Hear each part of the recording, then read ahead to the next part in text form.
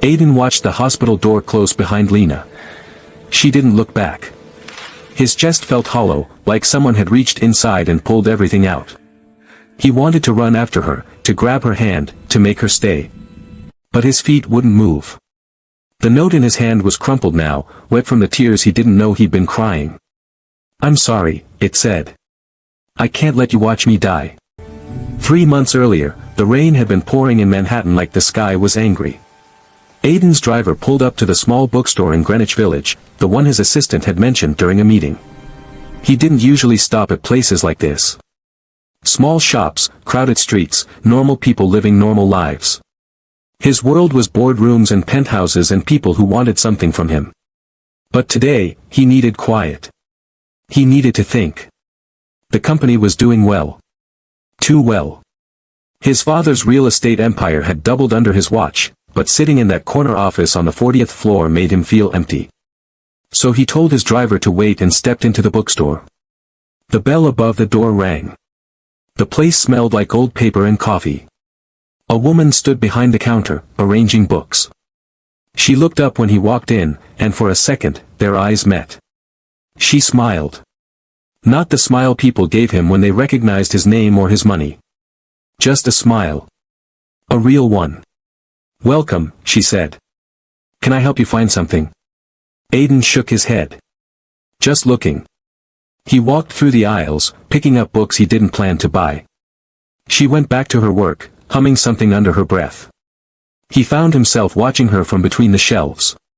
She wore a simple sweater and jeans, her hair pulled back in a ponytail. There was something calm about her, something that made the noise in his head quiet down. He picked a random book and walked to the counter. "Good choice," she said, scanning the cover. "This one made me cry for 2 days." "You read it?" "I read everything here. It's a bad habit." She laughed, and the sound filled the small space. "What's your name?" he asked. "Lena." She handed him the book. "And you are?" "Aiden." She didn't react to his name. She didn't know who he was. That almost made him smile. "Well, Aiden, that'll be $18. He paid, took the book, and left. But he thought about her all week. The next Saturday, he went back. And the Saturday after that. Each time, they talked a little longer. She told him about the bookstore, how her aunt owned it but was too sick to run it anymore. She told him about growing up in Brooklyn, about how she loved stories because they let her visit places she couldn't afford to go. He told her about his work, but not the details. Not the money or the pressure or the fact that his father had built everything and expected him to keep it perfect. "Do you like what you do?" she asked one afternoon. They were sitting on the small bench outside the shop, drinking coffee from paper cups. He thought about it. "I don't know anymore." "Then why do you keep doing it?" "Because it's what I'm supposed to do." She looked at him like she could see through the answer. "That sounds lonely." It was. But he didn't say that. Instead, he asked, "What about you? Are you happy here?" She smiled, but it didn't reach her eyes. "Mostly. But nothing lasts forever, right?" He didn't understand what she meant. Not then. If you're enjoying this story, hit that subscribe button and drop a comment. Let me know what you think will happen next. Over the next few weeks, Aiden found excuses to see her. He stopped by the bookstore between meetings, during lunch breaks, sometimes just for 10 minutes. They talked about everything. Books, music, family, dreams. She told him she wanted to open her own library someday, a place where kids could read for free. He told her about the weight of running a company he didn't build, of living up to a legacy that wasn't his. "You're allowed to want something different," she said one evening as they closed up the shop together. "It's not that simple. It never is. But you're still allowed." They grew closer. Aiden felt something he hadn't felt in years. Like he could breathe. Lena made him laugh, made him think, made him feel like he was more than his last name. And he could see it in her eyes too. The way she looked at him when she thought he wasn't paying attention. The way she leaned in when they talked. The way her voice softened when she said his name. One night, he took her to a quiet spot in Central Park. They sat on the grass, the city lights twinkling around them. I like spending time with you, he said. She looked at him. I like it too. Then why do I feel like you're holding something back? Her smile faded. She looked away. Because I am. Why? She didn't answer for a long time. When she finally spoke, her voice was small. Because I don't want you to look at me differently. Lena, what are you talking about? She shook her head. Not yet. Please. Just let me have this a little longer. He wanted to push, but something in her voice stopped him. So he let it go. He wrapped his arm around her, and she leaned into him, and they sat there until the stars came out. But things started to change. Lena began missing their meetups. She'd cancel last minute, saying she wasn't feeling well or that work was busy. When they did see each other, she seemed tired. Her smile didn't come as easily. She looked thinner, paler. Are you okay? He asked one afternoon. I'm fine, she said quickly. Too quickly. You don't look fine. I'm just tired, Aiden. That's all. But he knew it was more than that. He could feel her pulling away, and it scared him. He didn't understand what he'd done wrong. One night, he showed up at the bookstore unannounced. The lights were off, but he saw her through the window, sitting on the floor, her head in her hands. He knocked. She looked up, startled, and quickly wiped her face before opening the door. What are you doing here? She asked. I could ask you the same thing.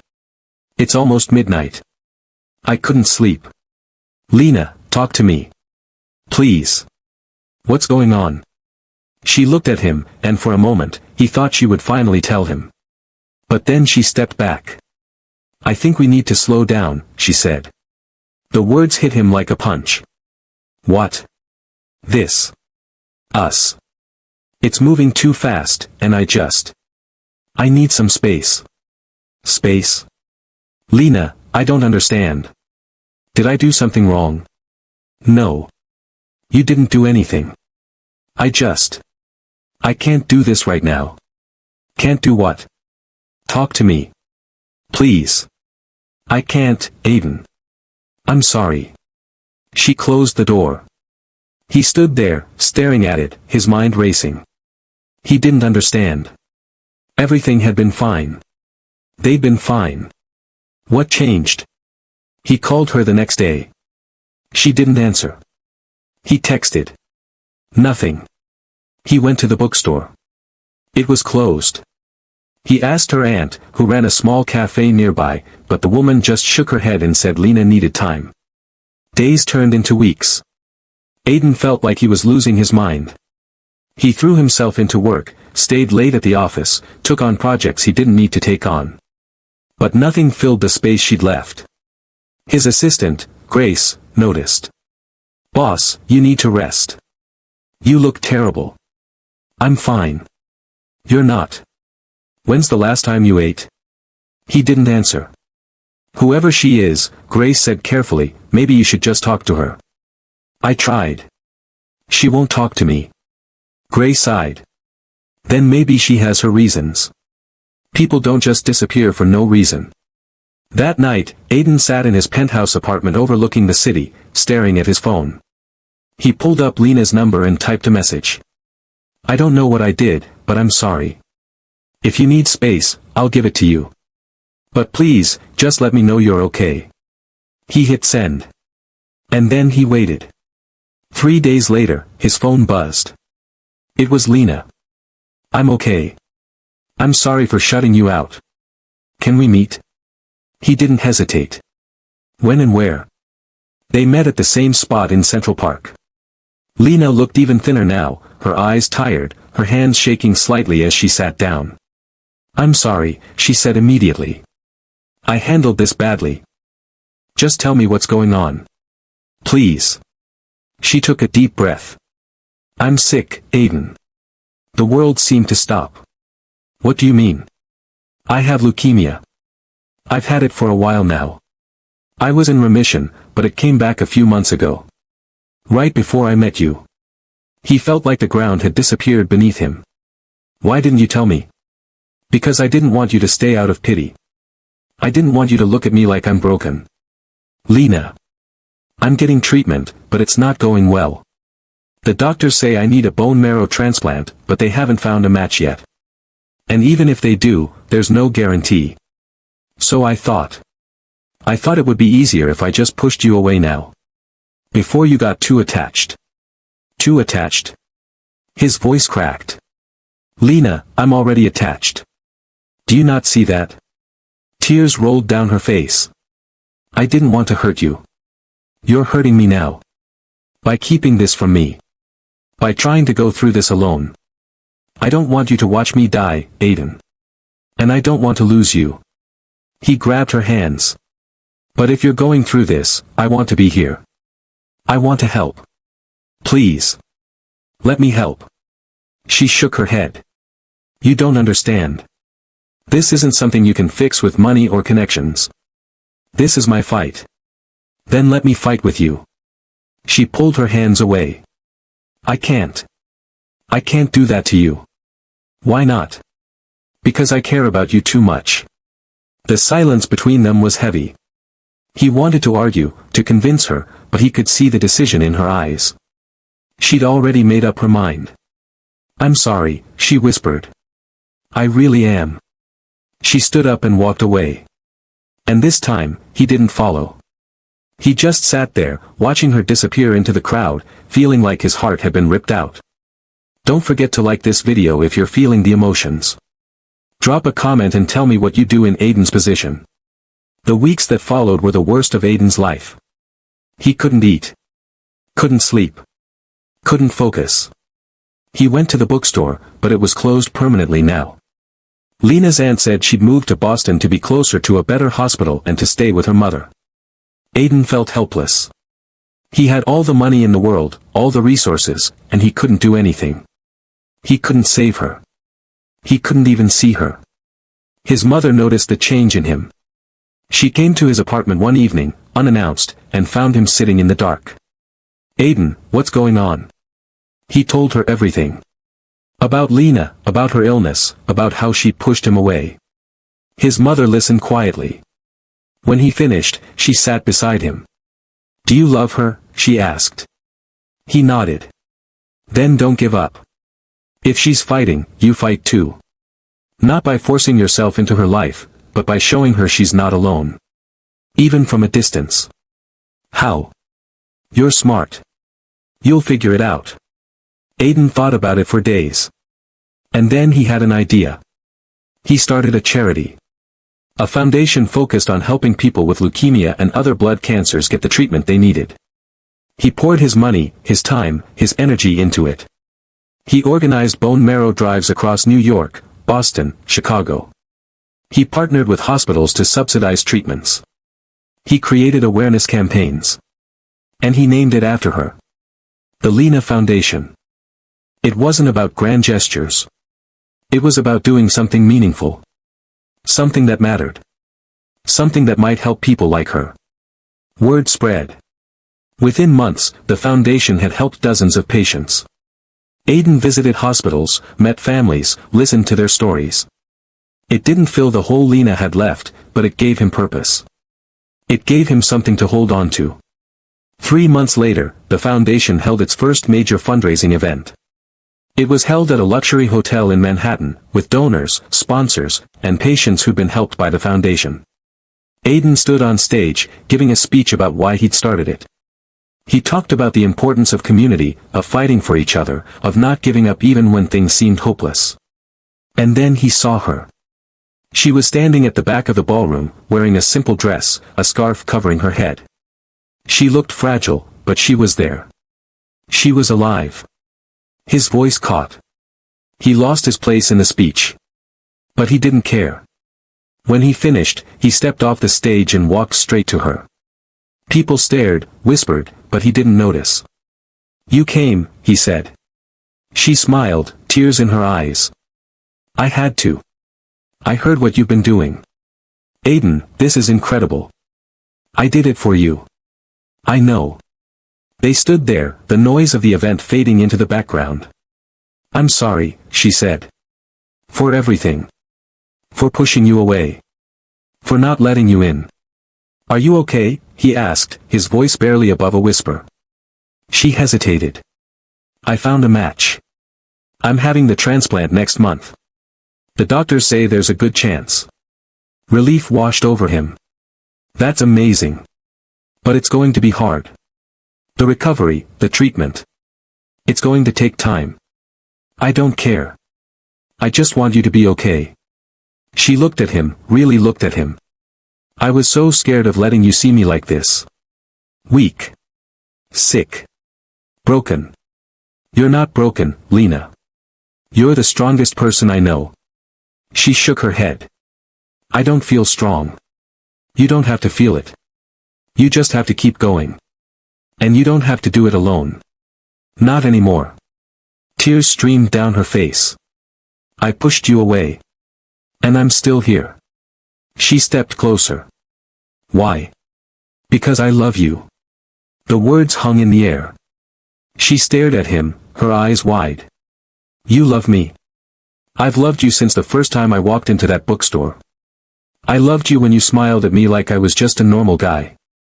I loved you when you told me I was allowed to want something different. I love you now.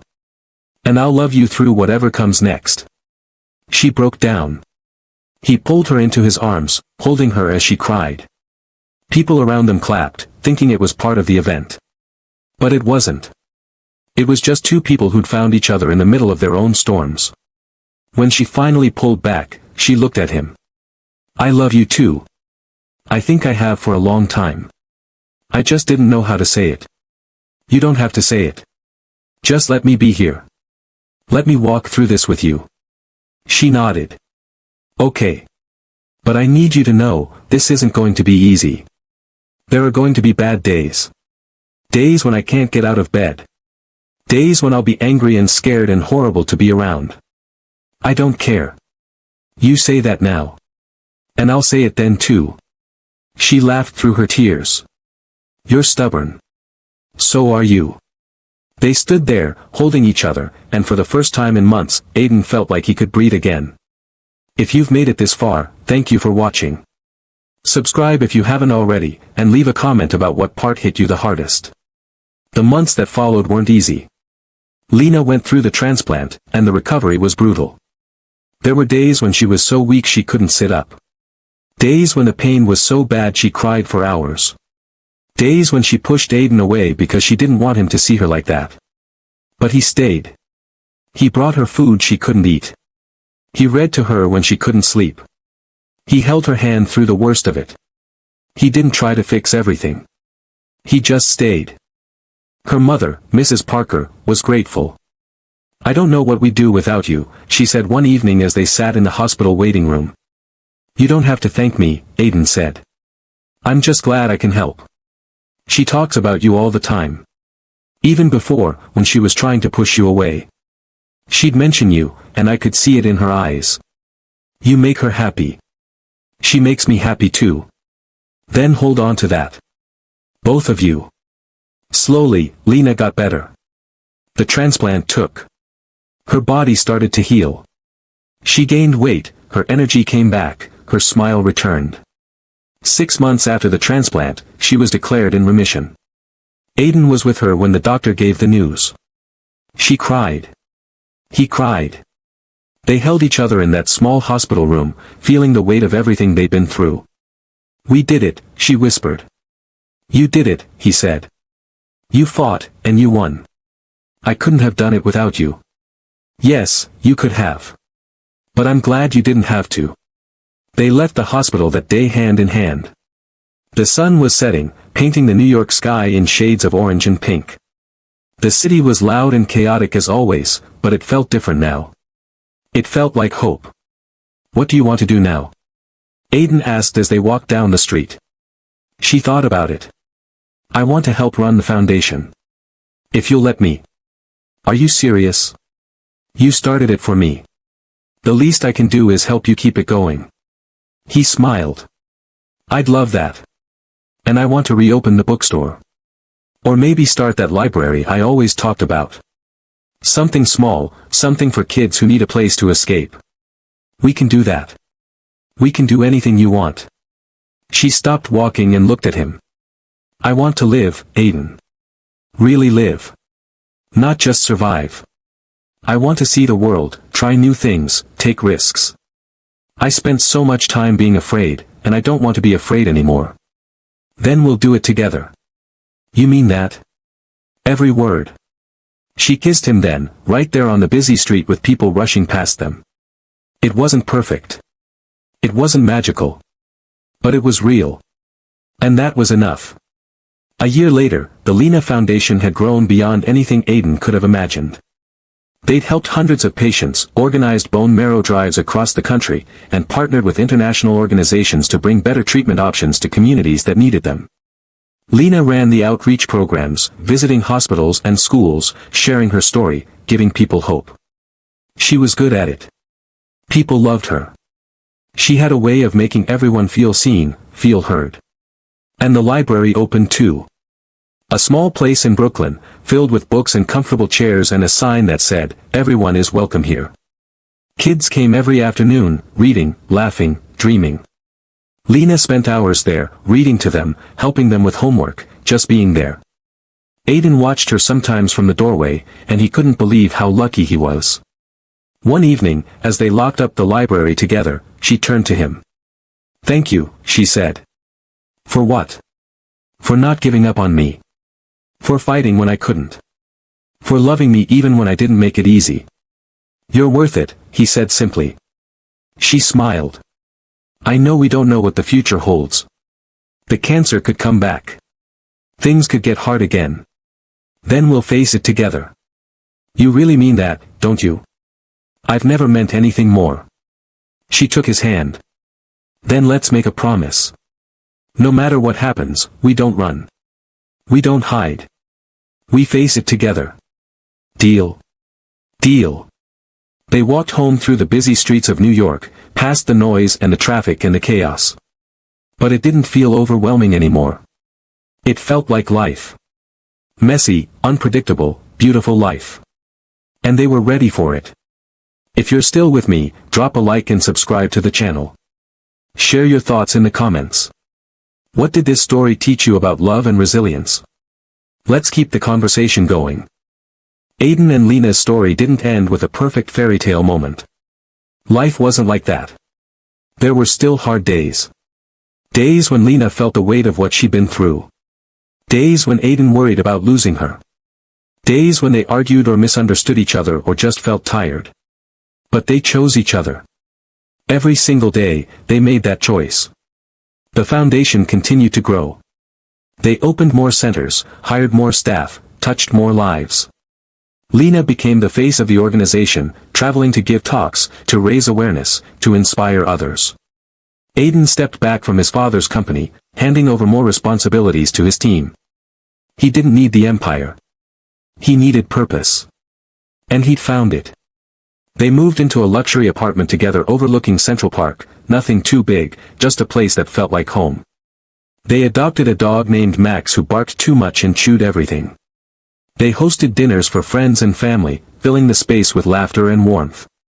One night, 2 years after Lena's transplant, they sat on their balcony, watching the city lights. "Do you ever think about how different things could have been?" Lena asked. "What do you mean?" "If I hadn't gotten sick. If I hadn't pushed you away. If you hadn't started the foundation. Would we still be here?" Aiden thought about it. "I don't know. Maybe. Maybe not. But I know I wouldn't trade this for anything. Not even for an easier version. One without hospitals and treatments and fear. Not even then. Because this version of us, the one that fought and survived and chose each other through all of it, this is the version I want. Scars and all." She leaned against him. "I love you. I love you too." They sat in comfortable silence, the sound of New York humming below them. Life wasn't perfect. But it was theirs.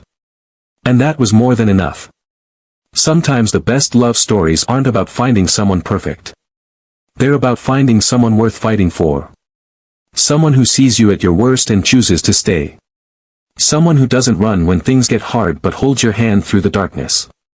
Aiden and Lena found that in each other. And in a world that often felt cold and complicated, that was everything.